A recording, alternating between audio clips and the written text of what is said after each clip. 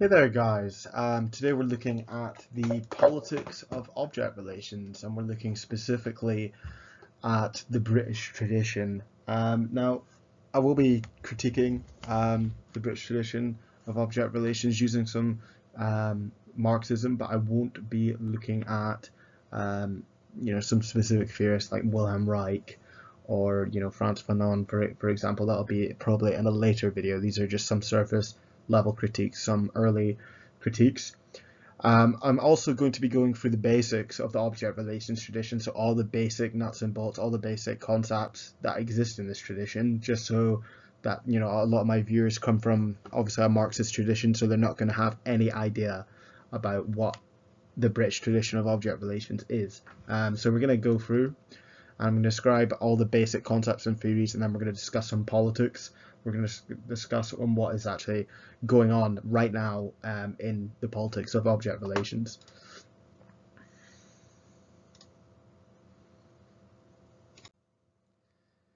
So yeah, this is the key theorist in object relations tradition, or you can even call it Kleinian studies as well. We've obviously got Freud.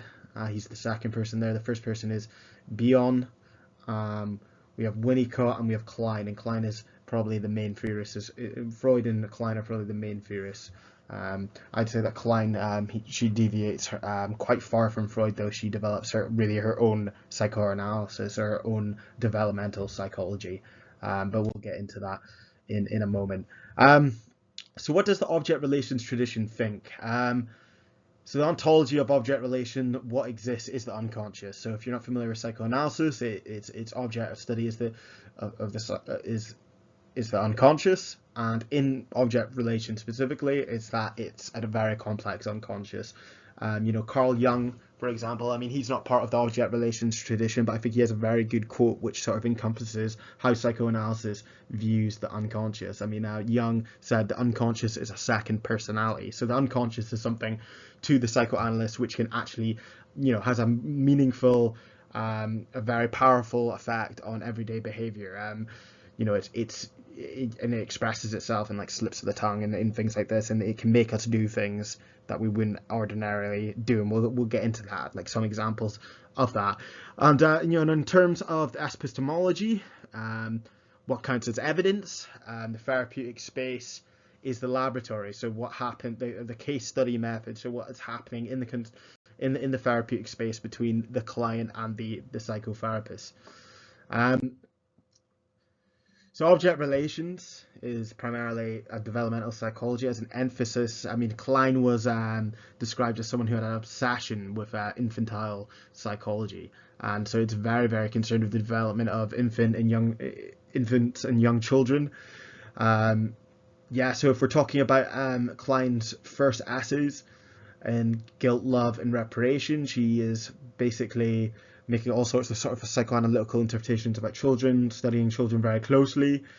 And this tradition, there's a quote I think from Klein where she says that to the infant, the unconscious is chaos. So there's lots of things going on in the unconscious of the infant. And when a child internalizes an early experience, it's not a meaningless impression. It marks the unconscious and affects them in subsequent interactions. Klein thinks that actually the first impression or the first building of the unconscious is actually the relationship between the infant and the breast. So the breast actually starts to form the unconscious. Each repetitive stimulation will lead to the to the formation of the unconscious, that gradual build up of the unconscious. So to give sort of an example, let's say we have a trivial experience where this is the thing, in everyday life we would consider this a trivial experience, but once we put on a psychoanalytical lens, where it's no longer a trivial experience, right? So let's say a child is hungry in their first day and they start crying, and it's on a train, and the mother and the child is on a train, and it's going to take a while until they get home.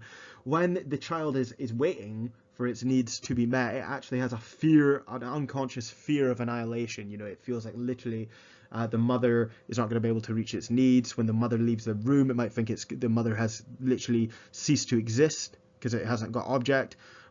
permanence yet, which is when you are able to recognize when something is absent, and it's absent but it still exists in the real world, for example. So this is like a traumatic experience, and these things are internalized into the unconscious. Another experience, maybe looking at a child in early. This is actually an example from a psychodynamic textbook. I can't remember where I read it, but it was something about two adults. They steal like a toy or something from the child. Let's say the child's 10 years old. The child gets kind of jealous and annoyed. And that's something that actually is internalized into the unconscious, and that has an impression and shapes how the child behaves later on. It's something that's very consequential. So there's no meaningless impressions that can be made, that can really be made on the child. So it's called object relations because it has this primacy, or this focus on relationships between human beings. We internalize our parents as objects in our unconscious, and your mother and father become the primary object. So there's a bit of like a hierarchy there. The mother and father are seen to have they're like the superordinate objects in the unconscious that affect all subsequent relationships, and this unconscious object can become active.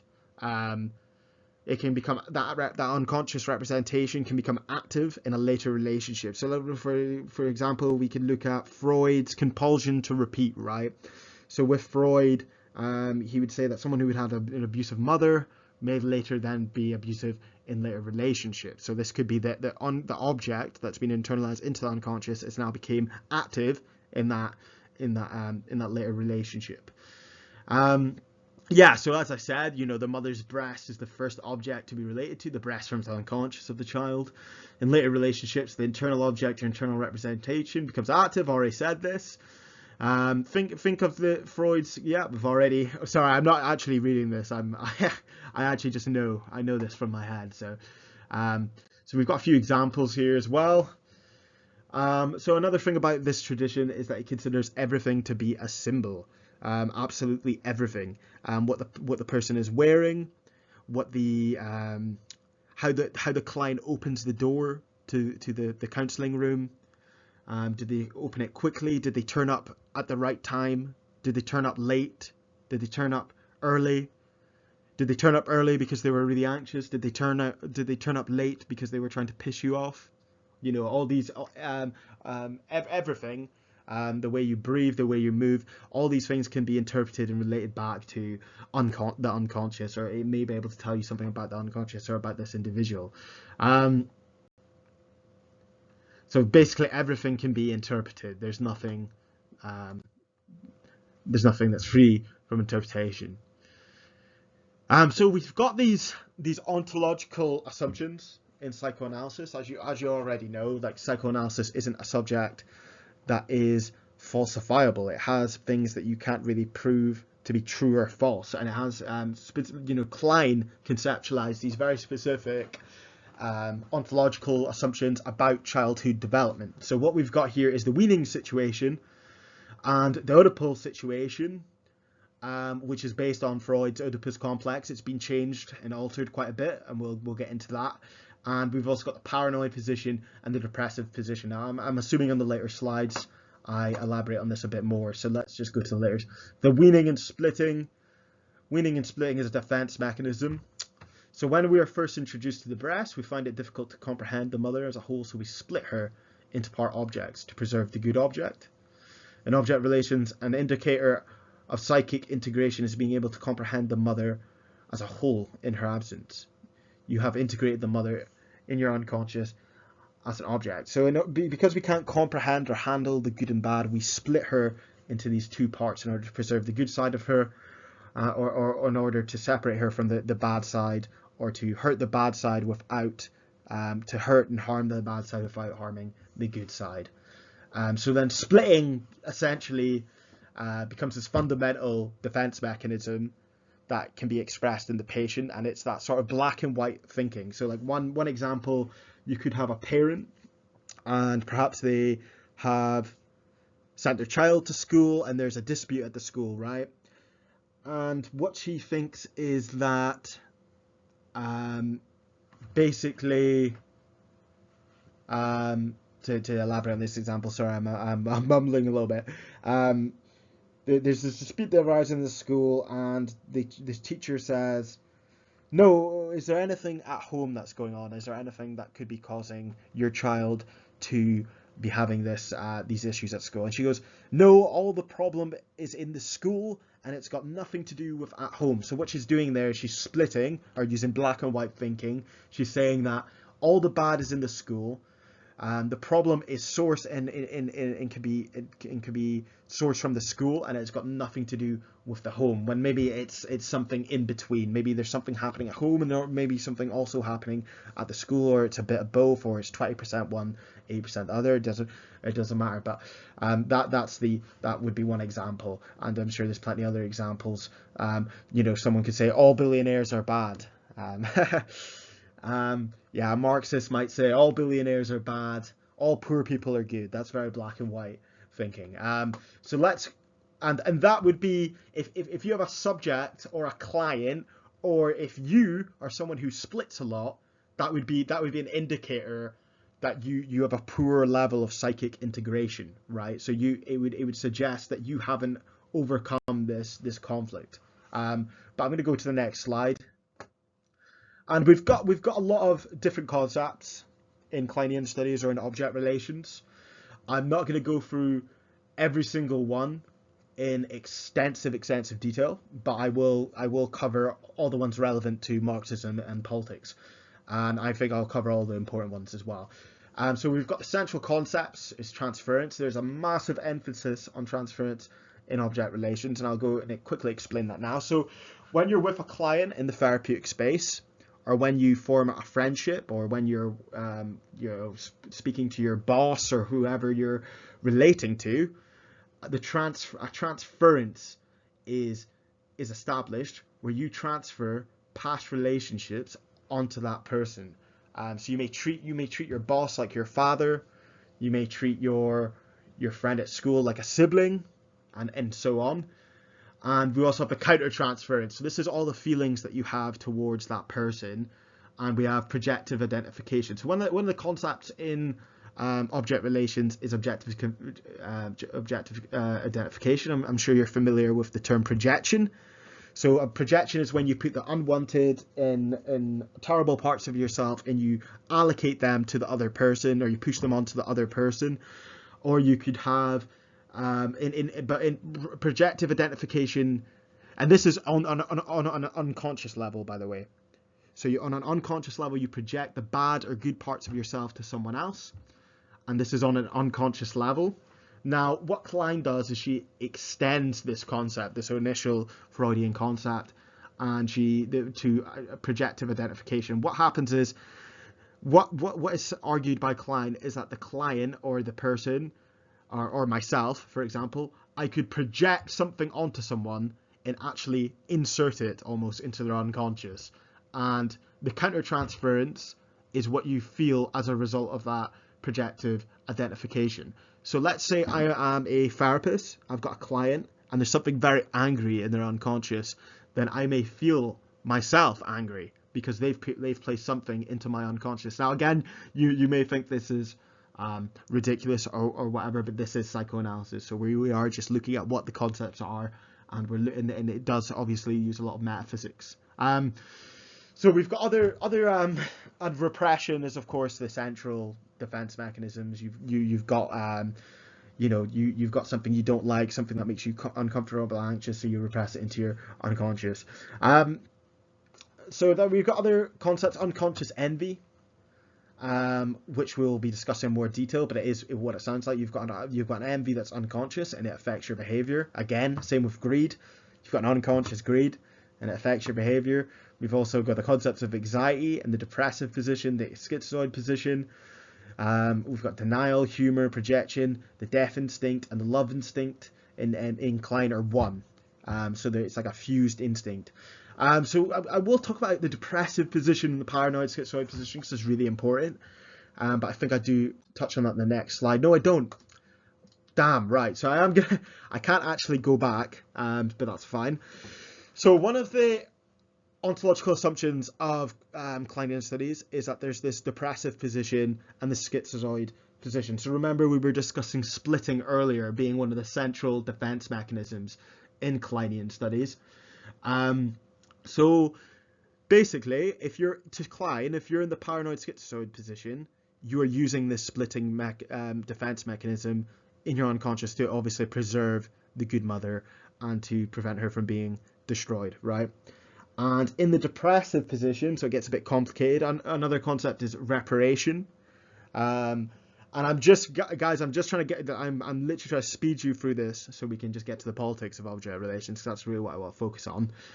But in the depressive position, you've essentially worked through this conflict, you've worked through the Oedipal relations, you've worked through the schizoid position, the weaning situation, and you've integrated the mother into your unconscious. She's now a whole. And basically, when you're in the depressive position, you're not using splitting anymore, and you are she's a whole, and you begin to recognize the damage and the destruction that you caused to her in your unconscious. So then you get this concept called reparation and depressive guilt. And these are feelings which a client is meant to have after they've gone through this stage. And acts of reparation maybe acts of repairing things or sorting things out, or it can take it can be sublimated into a lot of different forms. It might be that someone an act of reparation could be it could be something like they're giving like gifts to their parents, but it doesn't have to necessarily be related back to the parents, right? So it could be something that they're building and they're constructing in their life, but in their unconscious, it's to do with it relates back to this conflict. So yeah, basically these acts of reparation, these acts of repair. And the depressive guilt is someone may feel depressed or a bit sluggish after they've been brought to a whole because of they recognize the destruction they caused to their mother in their unconscious, or their father in their unconscious, or both. And it is both in the Oedipal complex and the Oedipal relations and the weaning situation. But anyway, the main focus, I did a bit of a crash course for people there who haven't studied object relations, and if you've got any questions, please ask in the comments, because I can elaborate more and give some examples and stuff like that. You can read Klein's works, Guilt, Love and Reparation, Envy and Gratitude and stuff like that, and that gives you more information and more stuff in regards to the very specific and nuanced metaphysics that are present in her theories. The Oedipal relations is something which people is an ontological assumption of object relations as well that people move through. So they move through the Oedipus complex, but it starts in infancy. It starts after 6 months, I think, to Klein. It might even be earlier. I can't remember the exact date, but it's very early on that the Oedipus complex takes place, and it's centered around the mother. So that's a key distinction from Freud. It's centered around the mother. So whether you're a boy or a girl, you return to the mother in the Oedipal complex. So yeah, that's the main things. And of course, if you've got disturbed Oedipal relations, you're going to have psychic issues, you're going to have psychological issues and so forth. And if you move through that stage without any issues in your unconscious, you're going to be good. Your mother's going to be you're going to be in a state of psychic integration. So anyway, we're now going to look at the politics of object relations. So I'm going to go ahead. So one of the central things we have in object relations is the death drive, and obviously Sigmund Freud and Civilization and Discontent really spoke about this, and it's this ontological assumption that there's a drive towards death and destruction, often expressed through behaviors such as aggression, repetition, compulsion, and self-destructiveness. So this is just an internal part of ourself that drives us towards the point before we were even born. So that's what the death drive is. And there's a quote from Freud here that says, according to the anarchist theory, there's no such thing as truth, no assured knowledge of the external world. What we give out as being scientific truth is only the product of our own needs, as they are bound to find utterance undie. Now, as you can see, Freud does misrepresent anarchism here. This is not what anarchism thinks.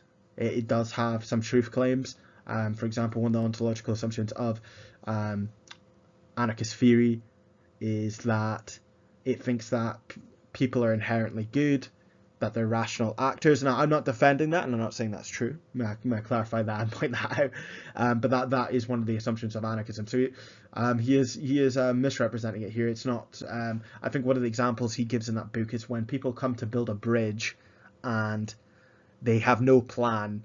He thinks the stereotype of what anarchism is what anarchism is. That's not what anarchy is. Anarchy is about building horizontal, flat structures, democratic structures from the bottom up.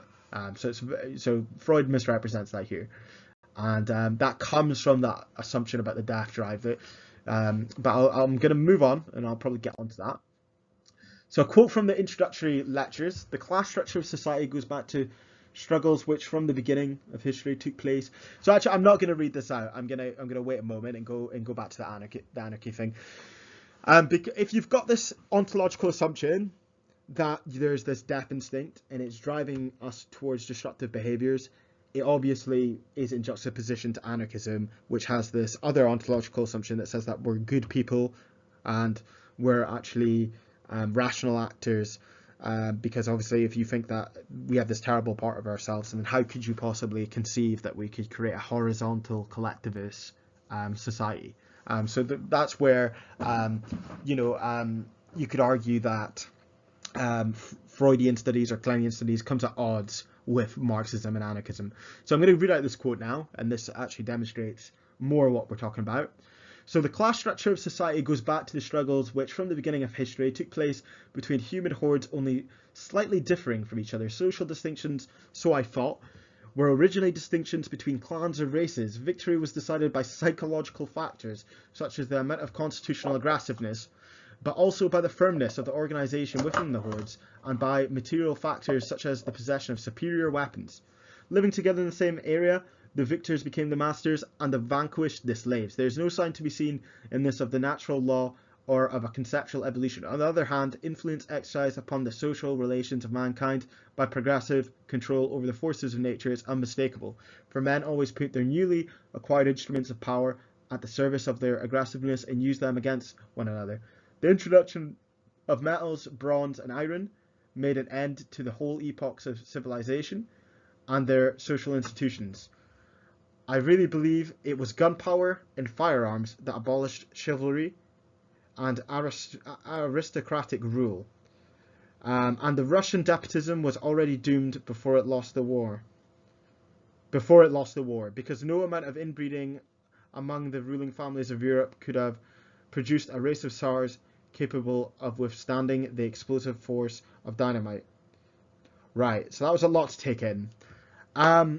So one thing that I find very interesting in this quote, says victory was decided by psychological factors, such as the amount of constitutional aggressiveness, but also by the firmness of the organization within the horde. So basically what he tries to argue here, and what he tries to argue in this book, is that the unconscious aggression itself is a motor force of history. The psychological constitutional aggression and the psychological factor is a motor force or a factor in the shaping of history.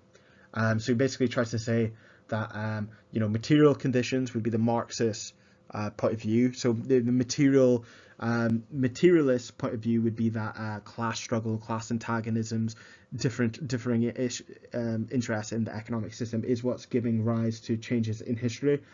Freud here thinks that the psychological component, the psychoanalytical component in the unconscious is a very powerful thing, and it's something that's shaping our society and our societal structures.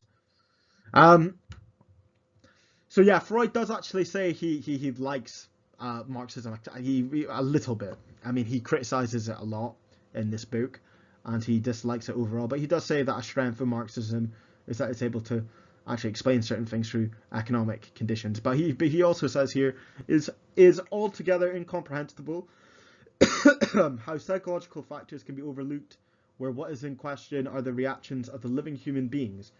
For not only were these reactions concerned in establishing the economic conditions, but even under the domination of those conditions, men can only bring their original instinctual impulses into play. Their self-preservative instinct, their aggressiveness, their need to be loved, their drive towards obtaining pleasure and avoiding unpleasure. In an earlier inquiry, I also pointed out the important claims made by the superego, which represent the tradition and ideals of the past and will, for a time, resist the incentives of the new economic situation. So yeah, but essentially what Freud posits here is that one of the motor forces of history are the unconscious processes, and all these different things that he's talking about here are also what's pushing history along and changing society.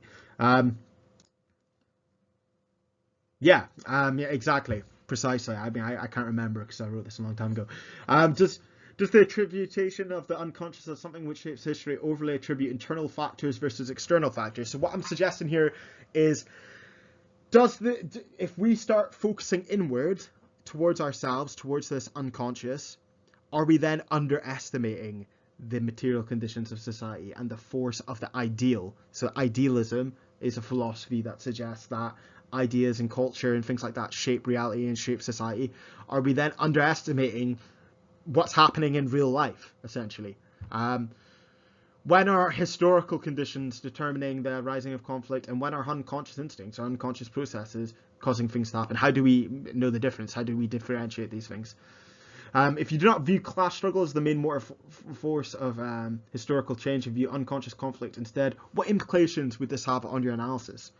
Right? So if you think that the unconscious is the primary force in shaping society, then would that lead you to have less class-based, less revolutionary conclusions? Well, as Marxists, we'd of course say yes. So let me just go on with that. The deficit part 2. So this is a really interesting thing about Klein, right? So in her early writings, she actually was very utopianistic, and she was quite she talks about a utopian world where everyone's psychoanalyzed and everyone's removed from their intellectual inhibitions, and they're reaching their full creative potential. Now, as a Marxist, as Marxists, we'd probably argue that in order to create this world that Klein describes in her early utopian writing, you would have to have a socialist collectivist system which can actually facilitate this psychotherapy project, this psychoanalytical project, where Klein actually aims in her early writing. She wants a situation where every single child is psychoanalyzed. So we would say, if you want to create this world, you would have to be in favor of a collectivist system where ordinary people control the inputs and outputs of society in terms of the economics. We'd have to have some sort of socialist system which has an emphasis on a developmental point of view, that has child rearing nurseries, collectivist nurseries, that protects maternity leave and things like this. And again, that's all in the object relations theory. So like if there's it's got that emphasis that if there's something that happens in childhood, it can be difficult to change that unconscious damage that's happened in childhood later in life. So you would want to create some sort of system that emphasizes a developmental approach, and that would only, from a Marxist point of view, we'd say that is only that's only possible under a socialist system. Now Klein does have a death instinct, but I mean, she was more optimistic in her early writings. So I think you can definitely have a more socialistic or more communist or anarchist point of view from in terms of using Klein's theories. You can definitely do that if you're using her early works. Later on, she becomes a bit of a doomer, I think, and she kind of distances herself from these ideas.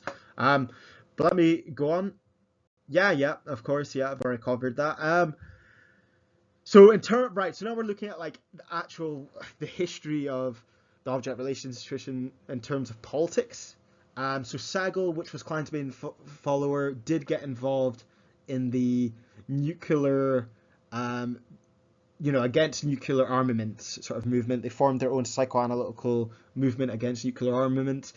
And this is kind of as radical as it got for a lot of these object relation theorists, unless someone has slipped under the radar. Please comment if you know any like really radical object relationists that I need to see. But I mean, generally speaking, it's Rustin within the tradition. Michael Rustin, he was the guy in the first slide. It's generally him who represents the the most radical leftist sort of in the tradition, and he's only a liberal.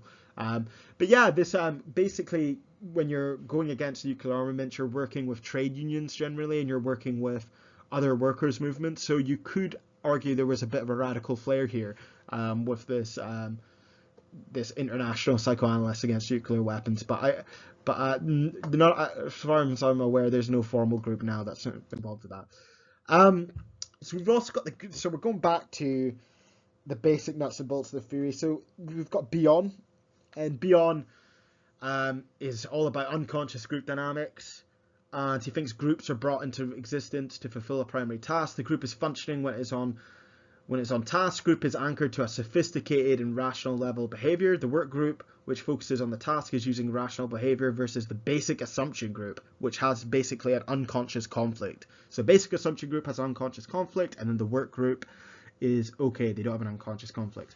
When a group is operating under the basic assumption, it is being steered off task by unconscious conflict. 3 basic assumptions: dependency, fight and flight, and pairing. And I'm not going to go through these just because you can look them up with a Wikipedia search. I'll give one example. So the pairing one I found really interesting, actually. So I'll talk about the pairing one. Basically, 2 people in the group start flirting with each other, and then on an unconscious level, the other people in the group think that they've met up for the reasons of reproduction. This is actually what Bion writes in his book. And I think that, I don't know, I just think that's an interesting one, and it steers them off task. But anyway, Bion believed interpretation from the therapist of the basic assumptions would lead to the psychic conflict being resolved and then being back on task. Now this is very important if you've not studied Freud. Apologies for not having that near the beginning. If a analyst makes an interpretation that is correct about the unconscious conflict which is at play, it is thought by Freudians and Kleinians and beyond that would resolve the unconscious conflict. So let me just go ahead. Beyond's view of leadership: the creation of group creates the prerequisite or the structures for leadership to emerge. A mystic, hence if there's a task, it leads to the natural formation of leadership. To Beyond then, hierarchy is essentially inevitable. Therefore, the psychoanalytical view of the state is that hierarchy emerges as a function of group dynamics, and obviously the task that they've came together to create, and the death instinct limits collective forms of activity. Institutional dynamics and systems theory. I'm not going to go too much into this. Again, you can do a bit of reading on your own, but it views components in a system like a department in a business that can affect other components and other departments. The cells that make up the body are more than the sum of parts. Changing parts of a system can affect other parts, which changes the output. So yeah, I'm not going to get too deep into this, but it's basically, if you've got a big system of lots of different moving parts, like a business, for example, one department might have something wrong with it that might affect all other parts in the business, might slow down all other components in the business. That would be an example of it. So this led to the creation of institutional dynamics. Well, not that specific like systems theory thing, but one thing with Beyond, the group dynamics. Then they went further out and started looking at institutional dynamics, or looking at dynamics happening in businesses and charities and stuff like that. So we're talking about larger groups of people actually doing stuff like trying to make profit, or trying to maybe an NGO has a specific task to deliver psychotherapy to people of a specific subgroup or something like that. But yeah, so basically some of these concepts earlier, I think if you remember correctly, I did discuss unconscious envy. This is actually one of the writings on unconscious envy. In professional settings, the envious attack may take form of a debate about general principles or technical issues or technique, and is presented as if it were in pursuit of progress, if not of ultimate truth. It's often only with time that the envious attack, destructive nature of this process is revealed. The beauty of this particular defense of institutional consultation is that it not only gratifies unconscious wishes, but also attacks the pursuit of the primary task, and this reduces the amount of pain arising from the work of the organisation. Such anti-task phenomena are often presented as the most progressive, anti-hierarchical, anti-authoritarian, anti-sexist, anti-ageist, anti-racist ways of going about the work of the organisation. At times, these ideological arguments are little more than a rationalisation for the defensive processes associated with envy. At other times, they're serious untasked comments about an organisation in urgent need of reform. So, obviously, you can already see the danger here. So, unconscious envy is what you think it sounds like. Just to clarify, there might be an employee who has unconscious envy towards a boss. And what would be said in the Kleinian concept is that someone with unconscious envy may have the intention to spoil what that person has in their unconscious. They want to spoil the object in their unconscious so no one else can enjoy it. And then this then translates to real life behavior. They then try to spoil something that someone else has and destroy it so no one else can have it and enjoy it. And he thinks that when this happens in the workplace, so basically he's saying a lot of the time when people are asking for anti-hierarchical work practices, anti-authoritarian work practices, anti-sexist, anti-ageist, anti-racist, and so forth, that this is actually just this can sometimes, in his words, be a representation of unconscious envy. Now, as Marxists, we are all for the anti-hierarchical, anti-authoritarian, anti-sexist, anti-ageist, and anti-racist ways of going about things. So we would promote that and encourage that literally wherever that happens and whenever that occurs, and we wouldn't say that it's unconscious envy, unless I mean it could be on certain instances, but generally speaking, you know, my view would be that this is just to dismiss workplace struggle. I remember a long time ago I actually read a paper on institutional dynamics, and it actually said union activity, so workers forming a union, is actually is a result of it's actually anti-task activity. So it's actually, they're trying to basically get rid of unions because it's putting the company off task. So they're trying to resolve unconscious conflicts to reduce these things from happening. Anyway, allow me to go on. And yeah, this pathologizing of radicalization is something which is very common in the object relations tradition. So for example, Alice Miller, she was a prominent psychoanalyst. She writes in this book that she kind of hints that people who are radicalized actually have a problem with their inner objects. So in other words, they've got a problem with their mother and father in their unconscious. They've got unresolved childhood issues. We reject this. We don't think that it's incidental that people come to radical political opinions. We don't think it's got anything to do with disturbed Oedipal relations. We think that there's something material, there's something real in society that leads people to these political conclusions. We think that you know, that that's what the evidence shows. So the Marxist opinion is obviously completely opposed to this.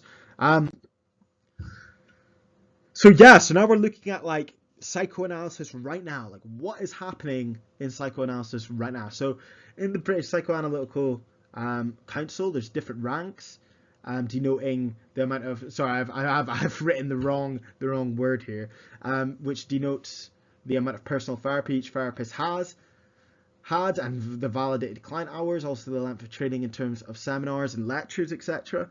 Longer trainings are likely to cost more, and as more personal therapy, more client hours and lectures. So these are some of the rankings. You've got psychodynamic counselor, psychodynamic psychotherapist, psychoanalytical psychotherapist, and psychoanalyst. Now, generally speaking, psychoanalysts, so I'm just going to do one comparison here, psychoanalyst in comparison to a psychodynamic counselor is going to have more personal therapy per week, more lectures per week, and they may have more client hours. Now, that's going to cost more money because in a psychoanalytical training, that costs money, right? Depending on the training, it might vary per training and vary per personal therapist. But generally speaking, that's going to cost the student or the trainee psychotherapist more. And obviously, as Marxists and as anarchists, we oppose hierarchy. So we do not recognize this as a legitimate hierarchy. We don't think that there's a legitimate distinction between a psychodynamic counselor or a psychoanalyst. There should be a horizontal training for every single person. Obviously, there has to be a training. You can't just abolish trainings. There has to be some sort of framework that they follow. But this is highly hierarchical. I wouldn't argue that someone who gets 5 times a week personal therapy is going to have a better unconscious and therefore is going to be a better therapist than someone who had 1 time a week personal therapy. It would have to be based on the actual facts, like how good of a therapist they are, and how other sort of metrics is what we'd use, like what's their performance like with the actual clients, and what were the reflections that they actually made in that counselling. So for example, a psychoanalyst could turn up to their 5 times a week personal therapy and then they could sleep in all 5 of those sessions. What about the psychodynamic counsellor? It turns up to that 1 session, but they're really engaging in really thinking and reflecting and trying to figure themselves out in that session. So we don't really see this as legitimate. We see this as Marxists, we see this as bullshit. Right, so this is something which these guys are trying to implement. Sorry, not these guys. This is something that's being implemented by the BACP. So there's controversial regulations. This is right now being implemented into the psychotherapy occupation by the BACP, not the BPS. Sorry, that's the British Psychoanalytical Society. Not them. That was a mistake. Please ignore that. The BACP.